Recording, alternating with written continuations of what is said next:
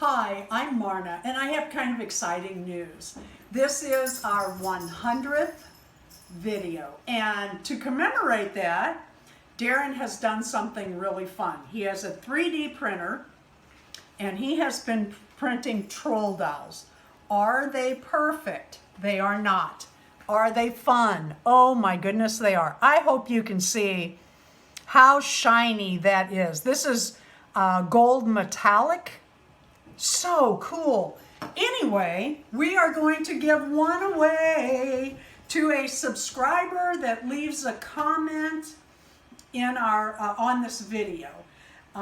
We're going to give it away when we reach 500 subscribers. We're really close and we're really pushing for it.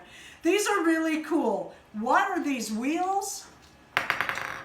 This is so cool. It's the hair, and you use a hair dryer to make this stand up, and then you glue it to the top of the troll. I'm going to have a video showing how to do that coming up soon. I'm also going to have videos.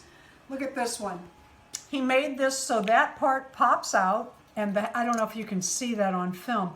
The head is hollow, and I've made up some different hair, and we're going to show a video on how to put the hair into the hollow head. The one we are giving away is not. It's the flat top with the 3D hair.